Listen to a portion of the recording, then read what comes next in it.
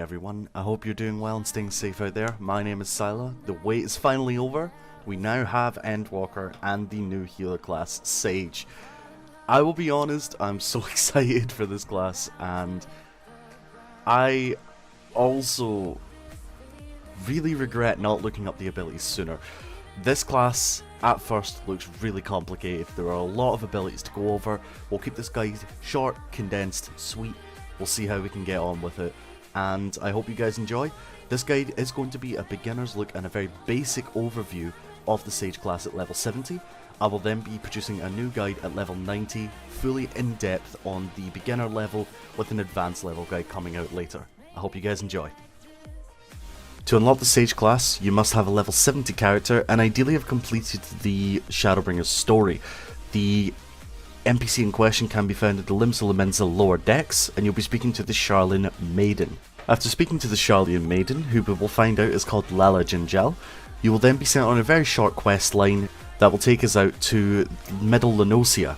A very short quest line indeed, and you'll have access to the Sage class within 2 quests.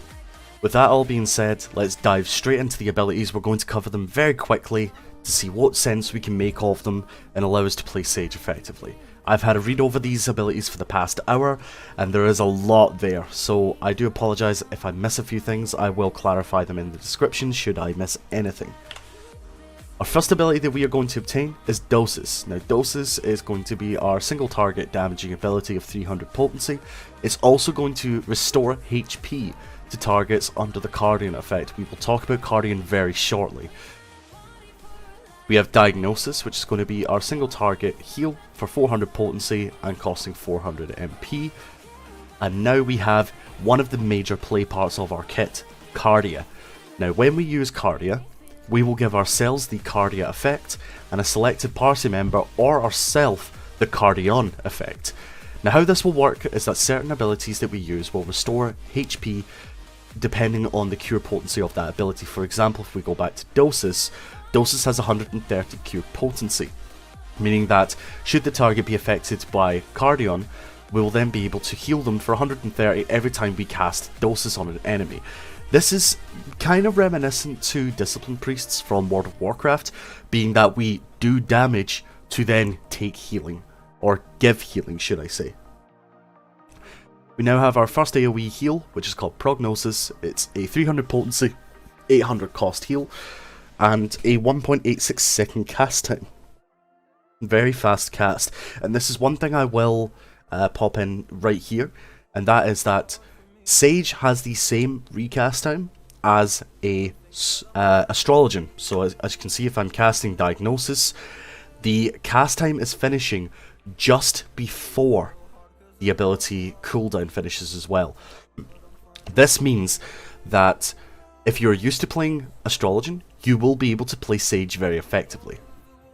We now have our Raise Agiro, not much to talk about there. Every healer has a Raise, always good to have. Physis. Now Physis is going to be an AoE regen effect. Now Sage is a barrier healer, but it's going to be our first regen that we can use on a 1 minute cooldown, 100 cure potency over 15 seconds. Nothing to hate there, nice bit of AoE.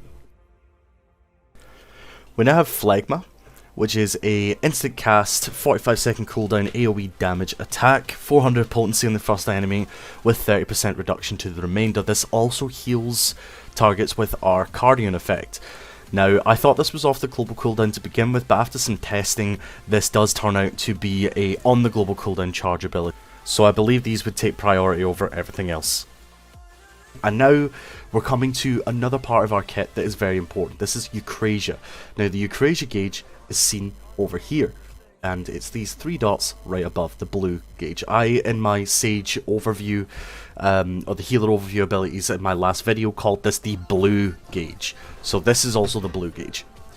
This will augment our offensive and healing abilities to then provide additional effects. So Dosis becomes Eucrazian Dosis, which is a dot, an instant cast dot ability. You can actually see some Sages in the background there trying out their abilities. I wish I could have recorded this a bit sooner, but unfortunately login queues were a thing, and I got kicked out of the queue multiple times. Diagnosis will be upgraded to Eucrazian Diagnosis, which is an instant target shield. and Prognosis will be upgraded to Eucrazia Prognosis, being an AoE instant shield as well. We now have Sortia, and Sortia will increase the cure potency of Cardion by 50%. Now, I've yet to test if this also affects Cardia, but we will check that out very shortly, and I will put an amendment in the description below. We now have our Gundam Wings Icarus. Icarus will allow us to travel to an enemy or a selected party member. We can't cast this if we're bound, so that is one to keep in mind in case we're rooted. However, it's good to see that we do have a Black Mage teleport on a healer. It's going to be great. I can't wait to see the amount of healer adjust memes that fail for this one. Now we have Turacho, which is our Lustrate for Sage. It will be 600 potency, 1 second, recast costing 1 Addersgall gauge. So again, this is the blue resource that we spoke about. It will also restore 7% of our maximum MP. You will notice this to be quite a theme with Sage. We're generating a lot of MP from abilities, which tells me that Sage is going to be very aggressive with some of their abilities as well. We're going to be using a lot of them just to get our MP back. We now have our AoE ability, which you may have seen a couple of the sages behind me try out. This is Dysgrazer. Dysgrazer is going to hit everyone for 160 potency with no reduction. It will also heal our target who is affected by the Cardion effect for 130 potency. Now we have Turacho. So Turacho also costs 1 Addersgall gauge, and is a damage reduction to ourselves and our party members by 10%. Now note, this cannot be stacked with Turacho, which we will talk about very shortly. We now have Exogel, which is a instant AoE heal. This is similar to Assai's, however does not have the damage component. Again, this costs 1 Addersgall gauge, and we will get 7% of our mana back. Zoe. So Zoe is a healing potency increase. The way I like to think about this is like emergency tactics from Scholar. It's going to increase our next healing potency ability by 50%. I am going to test if this does work out with the shielding abilities, and I will edit that into the description below if it does. We now have Physis, or as I like to call it, Bepis, or Pepsi. This one is a very interesting ability. So it will restore our own HP and the HP of our party members by removing our Eucrazia Diagnosis and Eucrazia Prognosis. So those are our shielding abilities. Essentially, we are eating the shield to then do a heal. Now, if they are not under the effect of Eucrazia Diagnosis or Prognosis, it will not work. So if you are going to use Physis, you will then have to cast either a Eucrazia Diagnosis or a Eucrazia Prognosis on top of them. Now we have Physis 2. So Physis 2 is going to restore our own HP and our party members' HP. So this is another AoE heal for at 60 second cooldown for 130 potency. This is going to be our regen heal. So it's essentially a Medica 2. This will also increase HP recovered by actions by 10%. I'm assuming how we will use Physis is that we're going to use it and then pump out our AoE healing as well, so that we get the regen effect. And we've just seen our first Reaper. Hello, Cinnamon Cake. Now we have Turacho. Turacho is going to restore either our own or our target's HP by 700 potency and will reduce the damage they take by 10%. This cannot be stacked with Turacho, and is something to keep in mind. It also costs 1 Addersgall gauge to cast. Now we have Phlegma. Phlegma will put a barrier on ourself or a party member, instant cast for an equivalent of 300 potency.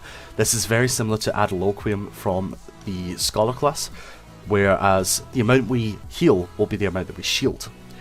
But Phlegma works a bit different. So, it'll also grant 5 stacks of Phlegmatation.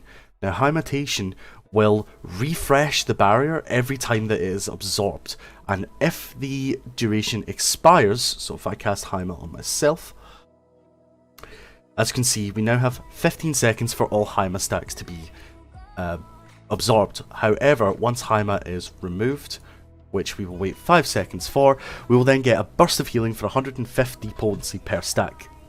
As you can see, big heal there. I won't be covering the other abilities yet, as we will be unlocking them as we level up, but I am going to start leveling our Sage as soon as possible, and I hope to see you guys at level 80. So far this class looks really fun, and I'm hoping now that we will be able to experience this class together, and we'll see how it goes. Thank you guys for watching. I hope you have a lovely day and enjoy Endwalker release. Take care. Bye bye. Also greetings from Buddy Boy Sylah.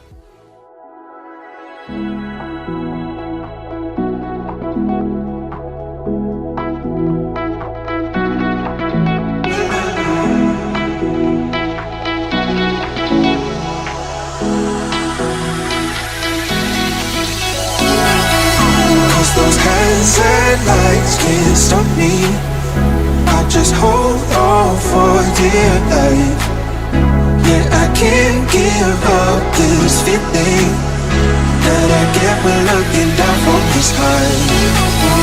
Now with you, now with you,